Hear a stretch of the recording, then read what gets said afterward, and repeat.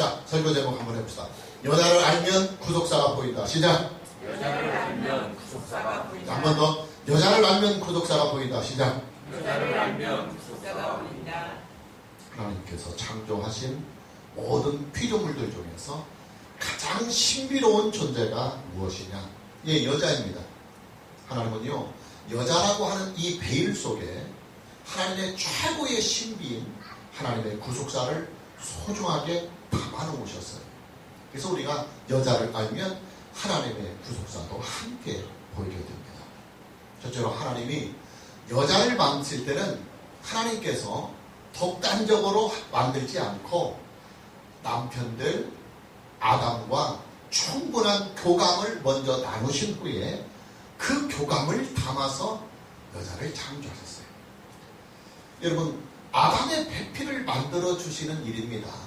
그러니 당연히 여자를 만드는 일에는 아담의 의사와 아담의 마음을 충분히 반영해 주어야만 합니다.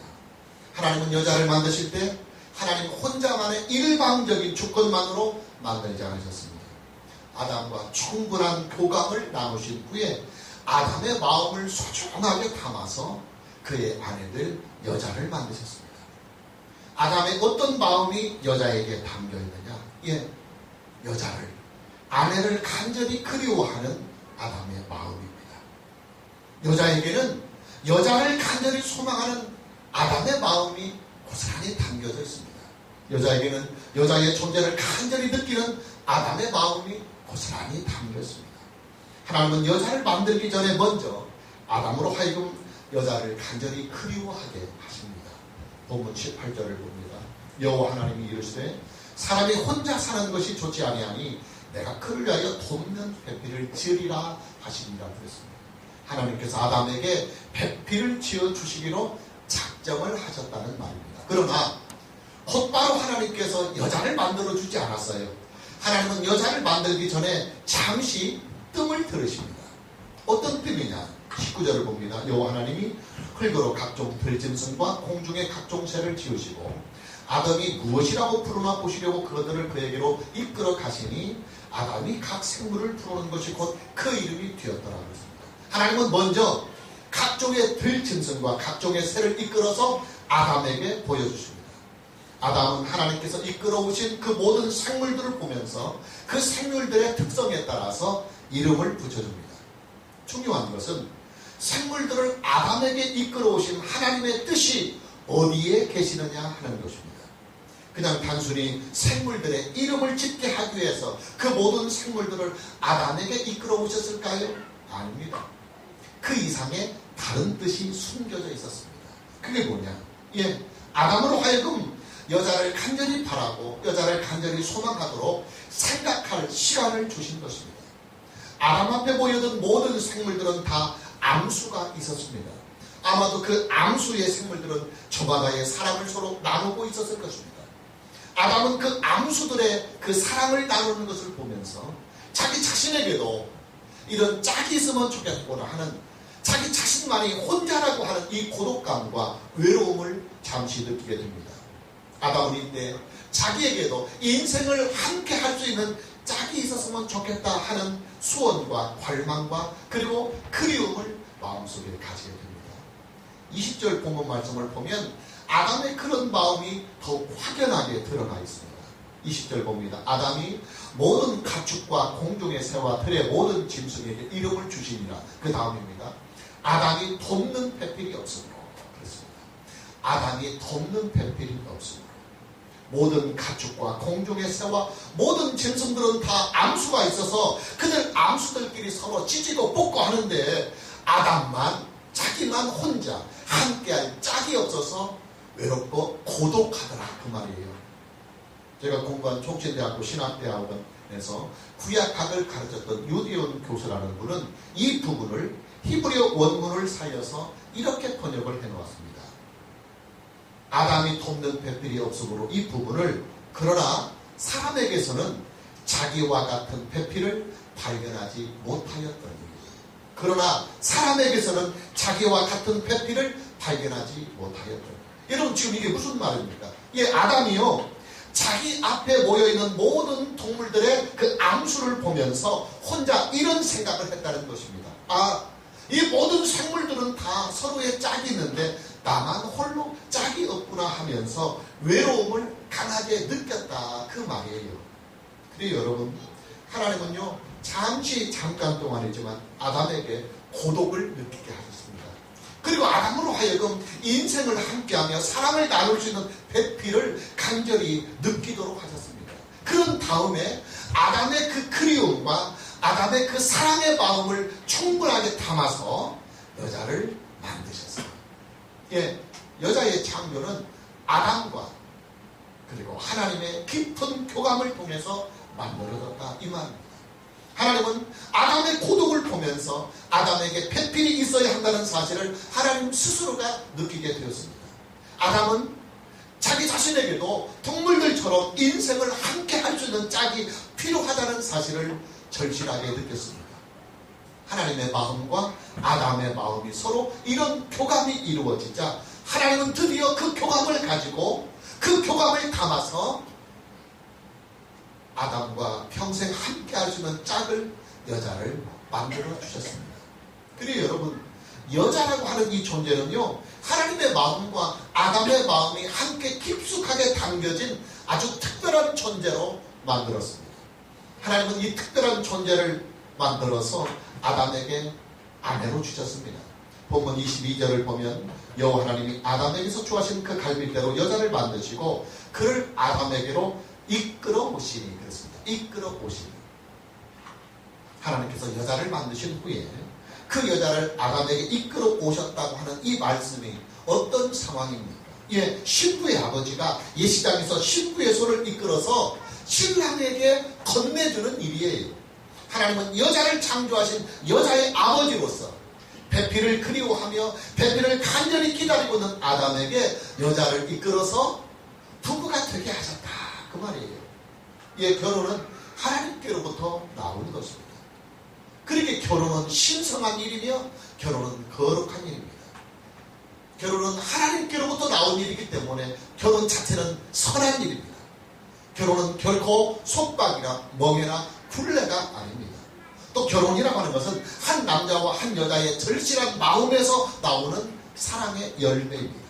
남자는 여자라고 하는 이 존재를 그리움으로 그리고 사랑으로 절실하게 느끼고, 또 여자는 자기를 절실하게 느끼고 또 사랑하는 이 남자를 인격적으로 받아들이면서 서로의 사랑을 통해서 이루어지는 것이 바로 결혼입니다. 그러니 여러분, 결혼에는 반드시 책임이 있어야 합니다. 서로가 간절히 원해서 선택한 결혼이기 때문에 결혼에는 반드시 책임이 뒤따라야 하는 것입니다. 두 번째로, 여자는 남자를 돕는 배필로 만드셨어요. 여자는 남자를 돕는 배필로 하나님께서 여자를 만드셨습니다. 18절 본문 말씀을 다시 보면 여호와 하나님이 이르시되 사람이 혼자 사는 것이 좋지 아니하니 내가 그를 위하여 돕는 배필을 지으리라. 여기서 배필이라고 하는 말이 히브리어로 에젤이라는 말입니다. 돕는 자, 조력자, 그런 뜻이에요. 그래요 여러분, 여자라고 하는 이 존재는요 남자를 돕는 자입니다. 남자의 조력자입니다. 이것이 바로 하나님의 창조의 질서요, 그리고 성경적인 여자의 역할입니다. 남자의 무엇을 돕느냐? 하나님께서 남자에게 주신 하나님의 일, 하나님께서 남자에게 부여해 주신 하나님의 일을 잘 감당할 수 있도록 그 남자를 인격적으로 돕고 신앙적으로 돕는 것이 여자의 역할입니다. 무슨 말이냐? 남자에게 있어서 여자라고 하는 이 존재는 하나님을 섬기는 가장 가까운 동역자다. 하나님을 섬기는 가장 가까운 동역자로 하나님은 여자를 만드셨다, 이 말이에요. 여러분, 남자라고 하는 이 존재는요 창조된 그 순간부터 여자를 그리워하고 여자를 사랑하고 그리고 여자를 위해서는 자기 갈빗대까지도 잘라서 줄 수 있는 그런 존재예요. 남자라고 하는 이 존재는요 창조의 그 순간부터 여자에게 자기의 마음을 다 주었어요.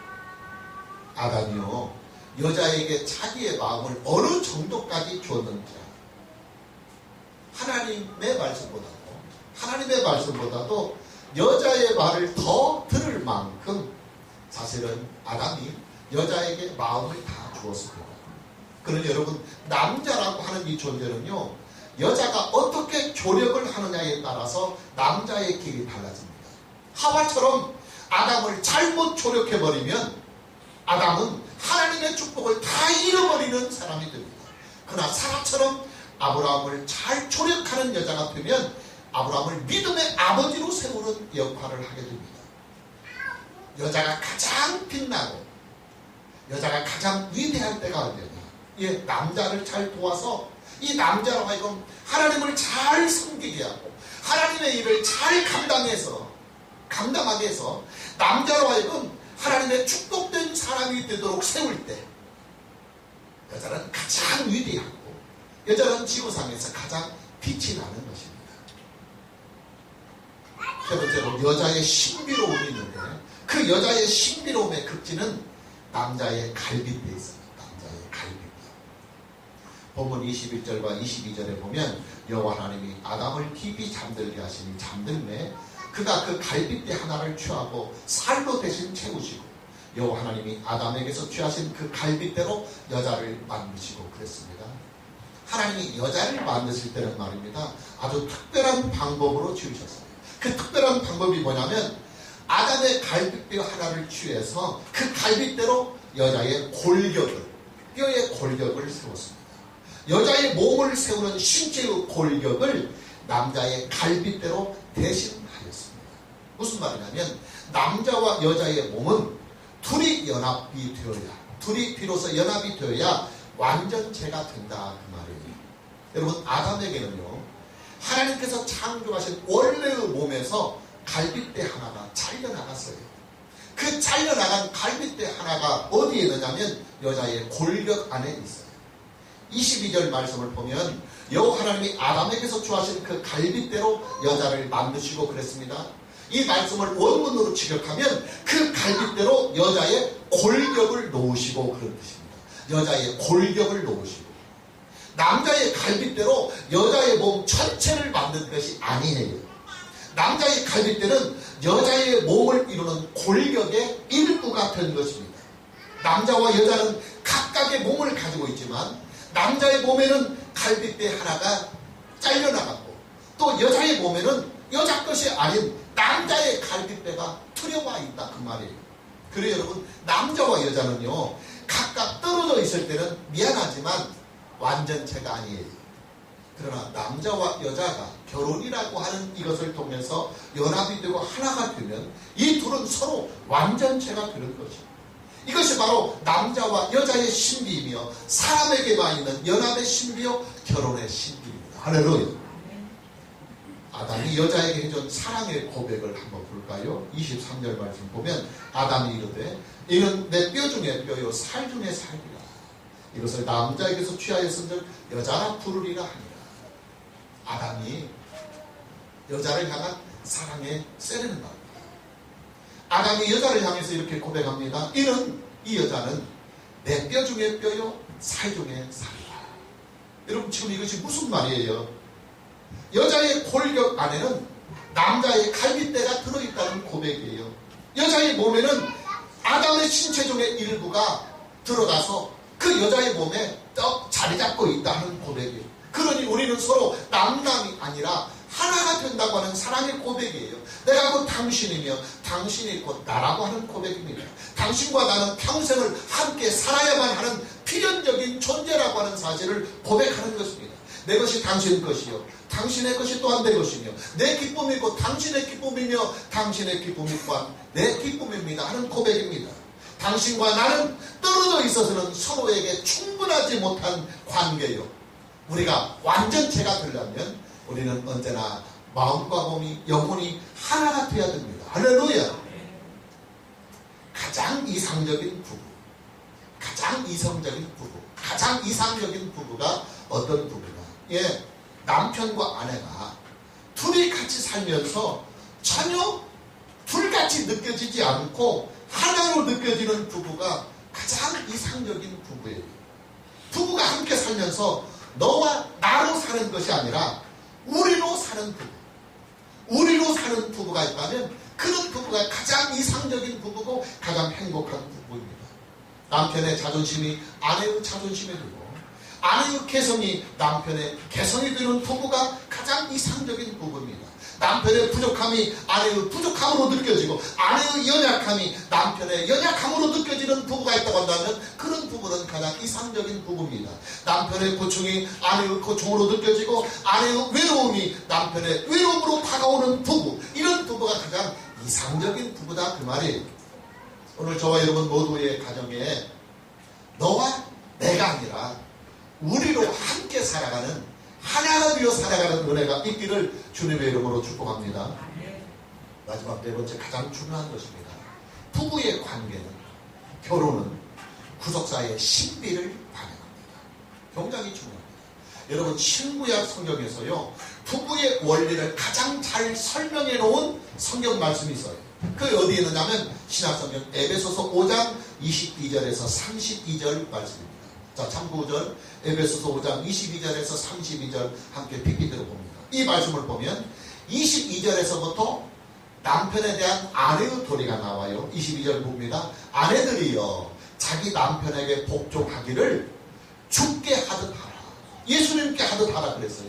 그리고 나서 23절에 이는 왜 그렇게 해야 하느냐, 이유는 남편이 아내의 머리등이니 그리스도께서 교회의 머리등과 같은 그가 바로 몸의 구주십니다 그랬습니다. 성경이 아내의 도리를 말할 때 어떻게 말씀하느냐면 그리스도와 교회의 관계를 일치시켜서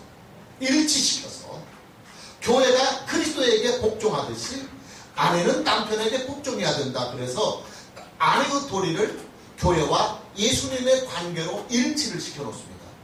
24절에서도 마찬가지입니다. 그러므로 교회가 그리스도에게 하듯 아내들도 범사에 자기 남편에게 복종할지니라. 부부의 관계를 그리스도와 교회의 관계로 일치를 시켜놓았습니다.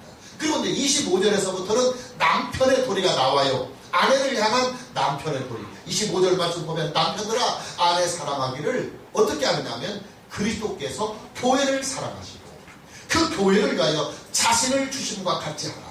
그래서 남편의 도리 역시도 그리스도와 교회의 관계로 일치해서 말씀하고 있습니다. 자, 남편과 아내의 모든 도리를 말씀한 후에 32절 말씀에서 총론으로 이렇게 부부의 관계를 결론을 냈습니다. 32절입니다. 이 비밀이 크도다. 부부의 원리를 말씀한 후에 32절 말씀에서 총체적으로 어떻게 결론을 내리느냐면 이 비밀이 크도다. 나는 그리스도와 교회에 대하여 말하노라. 이 비밀이 크도다 그랬어요. 어떤 비밀입니까? 부부의 비밀이에요. 결혼의 비밀입니다. 이것이 무엇이 그렇게 그 비밀이 큽니까? 예, 부부의 관계 속에서는 예수님과 교회의 관계, 하나님의 구속사가 담겨 있기 때문에 이 부부의 관계, 결혼의 관계는 신비 그 자체요 비밀스러운 것이다. 할렐루야. 여러분, 교회가 어떻게 세워졌습니까? 예수님의 구속의 은혜로 세워졌습니다. 예수님은 자신의 피와 자신의 살을 교회에게 주셨습니다. 예수님은 이 세상에 교회를 세우시기 위해서 십자가에서 자기의 생명을 들이셨습니다. 교회는 예수님의 피로 세워졌습니다. 교회는 예수님의 구속의 은혜를 먹고 사는 존재입니다. 교회에게는 예수님의 희생의 흔적이 있습니다. 십자가에 자신의 몸을 던진 예수님의 피가 교회에게는 흐르고 있는 것입니다. 아내는 남편의 갈빗대로 세워졌습니다. 본문 21절에 보면 여호와 하나님이 아담을 깊이 잠들게 하시니 잠들매 그가 그 갈빗대 한 해를 취하고 살로 대신하여 채웠다고 그랬습니다. 하나님은 아담의 갈빗대 한 해를 아담의 몸에서 빼내기 위해서 아담을 깊게 잠들게 합니다. 왜 아담을 깊게 잠들게 할까요? 총tum을 느끼지 못하도록 잠들게 하신 거예요. 이것은 마치 의사가 환자를 수술하기 위해서 환자의 몸을 통증을 느끼지 못하도록 마취를 시키는 일과 같은 맥락입니다. 하나님은 아담을 깊이 잠들게 하신 후에 아담의 몸에서 갈빗대 하나를 잘라버리십니다. 당연히 아담의 몸에는 피가 흥건히 흘렀을 것입니다. 그의 몸을 갈라야 하고 갈빗대 하나를 잘라내야만 했기 때문에 아담의 몸에서는 피가 흥건히 흘렀을 것입니다. 비록 깊이 잠들어 있는 상태이긴 하지만 아담에게는 큰 수술이었습니다. 그리고 여러분, 여자라고 하는 이 존재는 그렇게 만들어졌습니다. 남자의 몸에 피를 흘리고 남자의 몸에 상처를 남기고 남자의 갈빗대 하나가 잘려나가는 이 아픔을 겪으면서 여자는 세상에 그렇게 나왔습니다. 마치 교회가 예수님의 피와 예수님의 상처와 예수님의 고난과 예수님의 희생을 통해서 이 세상에 세워졌듯이 말입니다. 그래서 남자는 여자를 사랑할 수밖에 없는 존재입니다. 사랑하기 때문에 자기의 갈빗대를 여자에게 주었습니다. 남자는 여자를 사랑하기 때문에 여자를 위해서 자신의 패를 갈랐습니다. 남자는 여자를 사랑하기에 자신의 피를 흘렸습니다. 남자는 여자를 사랑하기 때문에 자기의 갈빗대 하나를 잘라서 여자에게 준 것입니다. 남자는 여자를 사랑하기에 비록 수면의 상태이긴 하지만 수술대에 올라서 자신의 신체 일부분을 떼어내야 하는 대수술을 감당해야만 했던 것입니다. 하나님이 아담의 갈빗대를 일방적으로 취하신 것이 아니에요. 아담의 의사와 상관없이 하나님이 강제적으로 아담의 갈빗대를 잘라버리는 것이 아니에요. 하나님은 아담으로 하여금 함께할 짝을 간절히 느끼고 원하도록 하셨습니다. 육축과 들짐승과 새들이 서로 짝을 지어서 노는 것을 포기하시면서 아담에게도 짝이 필요하다는 사실을 간절히 원하고 느끼게 하셨습니다. 그리고 아담이 자신의 인생을 함께 나눌 짝을 간절히 원하고 소원할 때 하나님은 그 아담의 그 소원하는 마음을 따라서 아담에게서 갈빗대를 취하신 것입니다. 아담은 자기와 함께할 배필을 위해서 기꺼이 자기의 몸을 하나님께 맡겼어요. 아담은 자기와 함께할 배필을 위해서 기꺼이 자신의 피를 흘렸습니다. 아담은 자기와 함께할 배필을 위해서 갈빗대가 잘려나가는 아픔을 스스로 감수해야만 했습니다. 비록 수면의 상태에서 이루어지기는 했지만 아담의 갈빗대는 아담의 마음을 하나님께서 수납하셨어요. 아담의 마음을 하나님께서 수납하시고 아담의 의사에 따라서 갈빗대를 취하시는 거예요. 그러니 여러분, 남자가 여자를 어찌 사랑할지 아니할 수 있겠습니까? 실제로 그래요. 여러분, 남자가요 한 번 여자를 사랑하게 되면 물불을 가리지 않아요. 남자의 용기가 가장 충만할 때가 언제입니까? 한 여자를 깊이 사랑할 때입니다.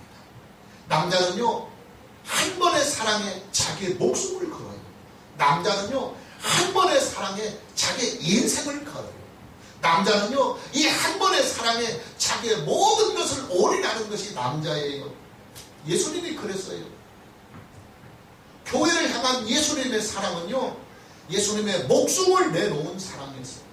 교회를 향한 예수님의 사랑은 물불을 가리지 않는 사랑이에요. 교회를 향하신 예수님의 사랑은 예수님의 모든 것을 다 올인한 사랑입니다. 교회를 향하신 예수님의 그 사랑은 예수님의 모든 것을 다 송두리째 바쳐서 주신 예수님의 마음이었습니다. 그래 여러분, 예수님이 교회를 얼마나 사랑하겠어요? 아담이 피를 흘리며 배를 가르며 갈빗대 하나를 잘라내는 고통을 감수하면서까지 자기와 평생 함께할 아내 여자를 위하여 피를 흘린 것처럼 예수님이 십자가에서 자신의 피를 흘리고 자신의 생명을 주어서 교회를 세웠기 때문에 예수님이 교회를 얼마나 사랑하시겠습니까? 예수님이 얼마나 이 교회를 아끼고 이 교회를 또한 존중하겠습니까?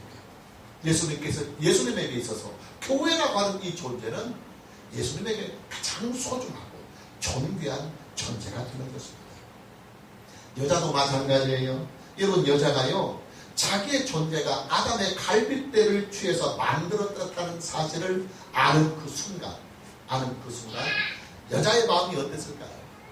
여자는 필연적으로 아담을 사랑할 수밖에 없게 됩니다. 보면 23절에 보면 아담이 이르되 이는 내 뼈 중에 뼈요 살 중에 살이라. 이것을 남자에게서 취하였은즉 여자라 부르리라. 여자를 만들어서 아담에게 이끌어온 그 여자를 보고 아담이 여자를 향하여 사랑의 고백을 하는 것입니다. 이는 내 뼈 중에 뼈요 살 중에 살이라. 이것을 남자에게서 취하였은즉 여자라 부르리라. 아담이 여자에게 한 말입니다. 당신은 내 뼈 중에 뼈요 살 중에 살입니다. 당신은 남자에게서 나에게서 취했기 때문에 여자라고 당신을 부르겠습니다. 여러분, 여자가요 아담에게서 이 고백을 듣는 순간 엄마, 나라고 하는 이 존재는 아담의 갈비뼈를 취해서 나왔구나 하는 사실을 알게 됩니다. 그러니 그 여자의 다음 행동은 우리가 불보듯 뻔한 것입니다. 그래서 여러분, 여자는요 필연적으로 남자를 사랑할 수밖에 없어요. 여자는요 필연적으로 남자의 그 사랑 앞에 자신의 인생을 맡길 수밖에 없습니다. 교회가 그래요. 교회는 예수님의 사랑을 아는 자들입니다. 교회는 예수님의 사랑을 입은 자들입니다. 교회는요 자기 존재가 이 세상에서 어떻게 세워졌는지 성경을 통해서 아는 사람들입니다. 그러니 여러분, 교회가 예수님을 사랑하는 이 일은 당연한 일입니다. 필연적인 일입니다. 여자가 남자를 사랑하는 것이 필연적이며 당연한 일인 거죠. 교회 역시도 예수님을 사랑하는 그 마음이 당연하며 필연적인 것이다. 여러분, 교회는요 예수님과 함께 죽기도 같이 하고 살기도 같이 하는 공동체입니다.